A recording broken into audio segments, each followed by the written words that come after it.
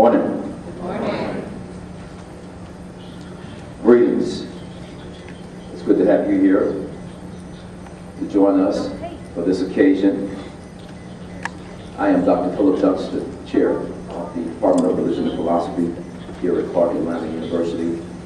And on behalf of our President, Dr. Carlton E. Brown, our Dean, Dr. Shirley Williams-Kirksey, and our Department of Religion and Philosophy, we want to welcome you here, especially HOTEP and our guests.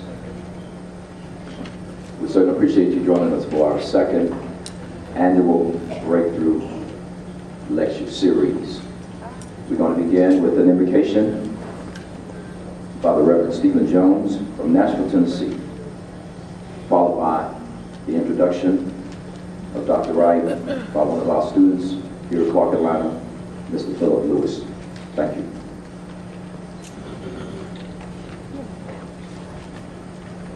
Let us pray.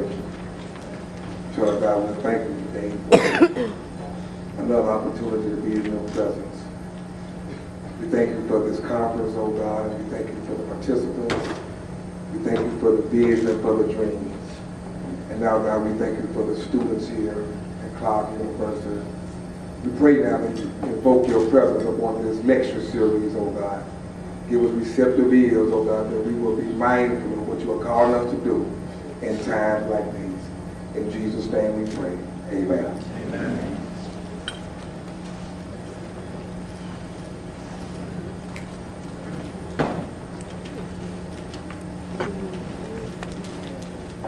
Hello. Greetings from your men on Lagos South Opportunity Incorporated. Dr. Reverend Jeremiah Wright became the pastor of Trinity United Church of Christ on March 1st, 1972. Within a matter of months, he demonstrated an understanding and a deep commitment to help his church achieve its motto and vision. The motto is "Unashamedly Black and Unapologetically Christian." It was a phrase coined by his predecessor, Dr. Reverend Reuben Sears, and was officially adopted by the congregation shortly after Pastor Wright began his ministry. From 1972, under Dr. Wright leadership, the membership of Trinity United Church of Christ grew from 87 members and currently exceeds 6,000. The membership continues to grow numerically and spiritually, with large numbers of members teaching and studying Bible classes and serving to over 70 ministries offered to enhance the Christian journey. Ladies and gentlemen, I would like to introduce my brother, my friend, from Lagos South Opportunity Incorporated, Dr. Reverend Jeremiah Wright.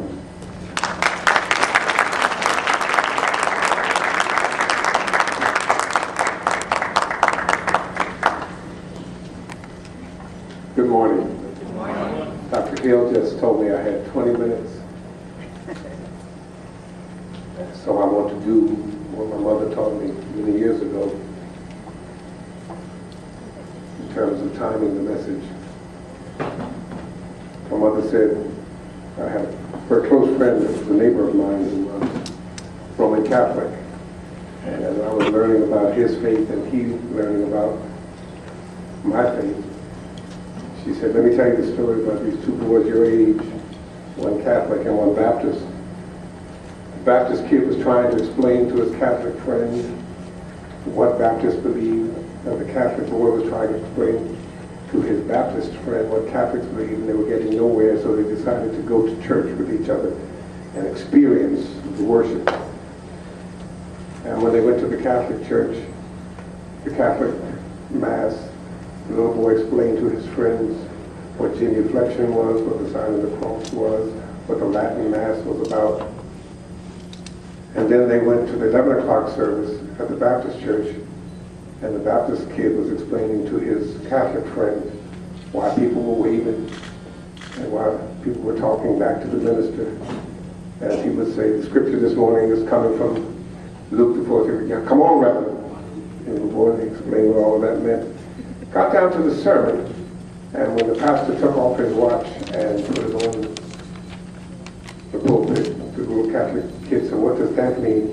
And the little Baptist boy said, not a damn thing.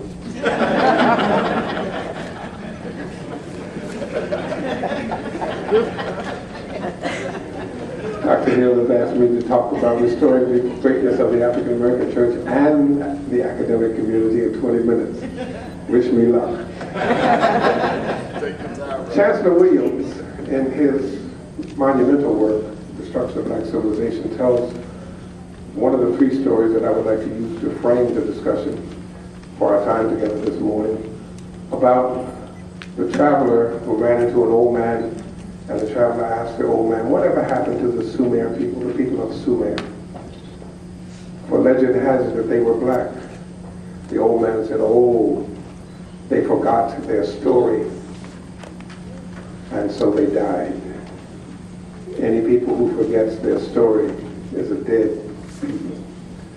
James Washington, the renowned church historian at the Union Theological Seminary in New York, said the same thing, updated from Chancellor Williams' book, on the 200th anniversary of the African Methodist Episcopal Church.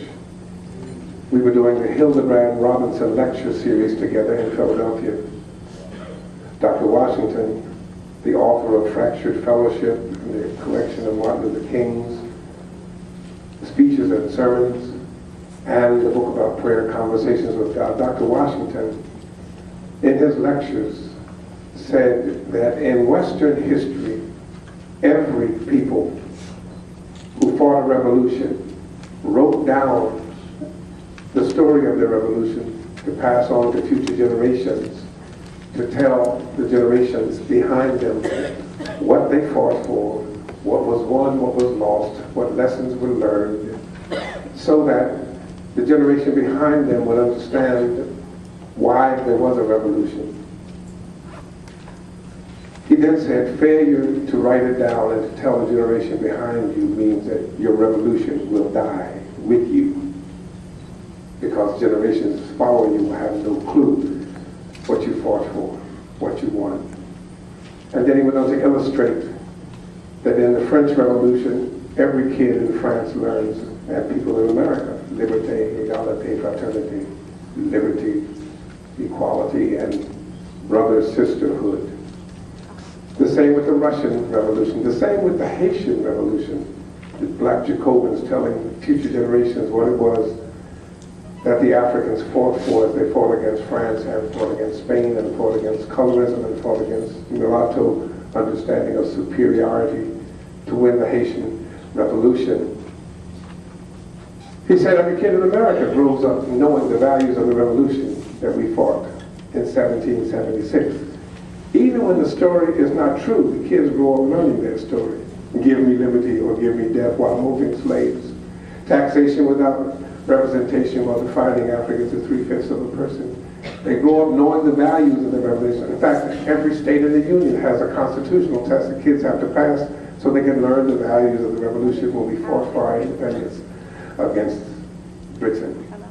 He said every people in Western history, in the history of Western civilization, have done that with the exception of African American people. We did not write our story down. We did not tell our story.